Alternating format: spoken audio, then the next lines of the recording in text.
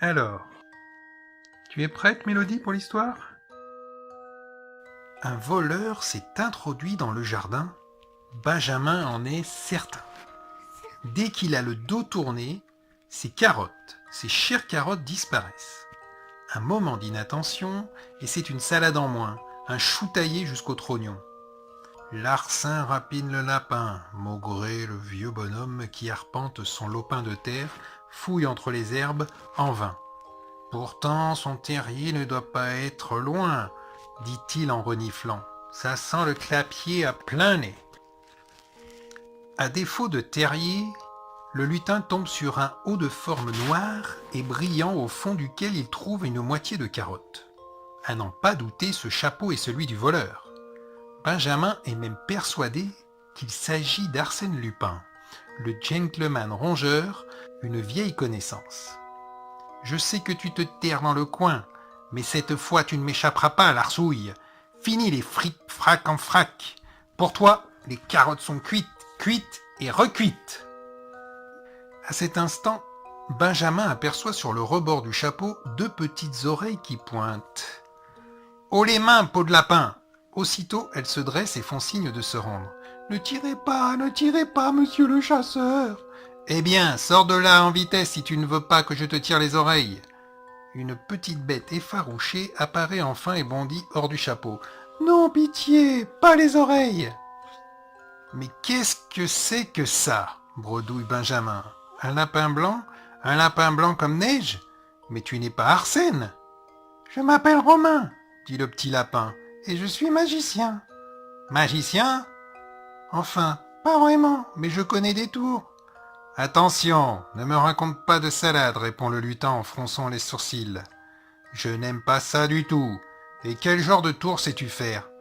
Je peux apparaître et disparaître. Montre-moi, ça m'intéresse, répond le lutin. Le problème, c'est qu'il faut être deux pour faire ce tour. Comment ça, deux? C'est enfantin, dit Romain en souriant. Il faut un lapin et un magicien pour sortir le lapin du chapeau. Mais chacun sait que les lutins sont aussi magiciens, s'écrie Benjamin en se coiffant du haut de forme. Regarde, il me va comme un gant. Il est où l'autre? Dans ce cas, on peut toujours essayer, lui dit Romain.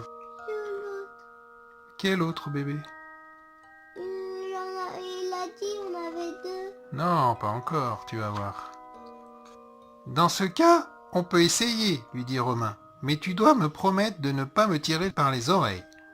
La peau du dos, la peau du cou à la rigueur, mais surtout pas les oreilles. C'est douloureux et très humiliant pour un lapin. Je te le promets, répond le lutin, en lui caressant la tête. Et maintenant, au travail, Romain. Après quelques répétitions, Benjamin est pris soudain de l'envie irrésistible d'épater ses voisins en leur offrant un spectacle exceptionnel. Tu veux bien, Romain? Dis, tu veux, hein? Le lapin accepte volontiers de jouer le jeu, moyennant une botte de carottes par représentation. Une botte de carottes? S'écrie le lutin. Faut quand même pas exagérer. C'est à prendre ou à laisser. Bon, d'accord. Va pour les carottes, grommelle le vieux bonhomme, pressé d'entrer en scène. Et maintenant, disparais en vitesse, dans le chapeau. Je vais prévenir les autres. La curiosité des voisins est si grande que Benjamin n'a aucun mal à trouver des spectateurs. Mireille, Bernabé, Loulou, Huguette, Léon, Belle, Carotte. Tous ses amis du jardin sont là à attendre, devant sa maison champignon, éclairée de lampions pour l'occasion. Papa, et l'oreille qui est sur le caca, elle est où? Patouche la mouche? Elle est là. Elle y est? Elle est là. Ah oui, elle est là. Tu vois, Tu bouges à lèvres. même Patouche la mouche, elle est là. Je me demande bien, dit Mireille l'abeille, ce que Benjamin cache sous son chapeau. Oh, ce n'est pas sorcier, répond Huguette la guêpe en ricanant. Sûrement un vieux mouchoir crasseux, un jeu de cartes écorné, de quoi faire quelques tours de passe-passe. J'espère au moins que ce n'est pas de la magie noire. Soudain, le silence se fait dans l'assistance. Tous les yeux se fixent sur la porte du lutin qui s'entr'ouvre très lentement dans un grincement de gonds rayés. « Le voici !» crie Barnabé le scarabée. « C'est lui !» Oh, comme il est beau! Et qu'il est rigolo avec ce chapeau, s'écrie Belle la coccinelle. Sans un mot, Benjamin décrit 3 cercles dans l'air et sort de sa poche une carotte. Pourquoi il n'y a pas un lapin? Il va arriver, tu vas voir. Bravo, crie Loulou le Pou. Quel numéro!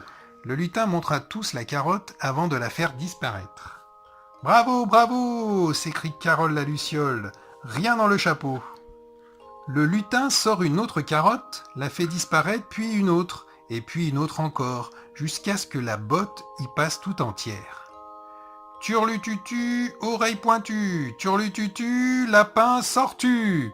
Soudain, 2 petites oreilles pointent. Oubliant sa promesse, Benjamin les agrippe et sort le lapin du chapeau. Mais ce dernier couine et se tortille tellement que le lutin est obligé de lâcher prise. Et tout le monde d'applaudir. Bravo, bravo, bravo! Ah, vous trouvez ça rigolo, dit Romain? Eh bien maintenant, vous pouvez toujours cabrioler pour m'attraper. Mais faites quelque chose, ne restez pas là à applaudir bêtement, vous voyez bien que le spectacle est fini, crie Benjamin en se lançant à la poursuite du lapin.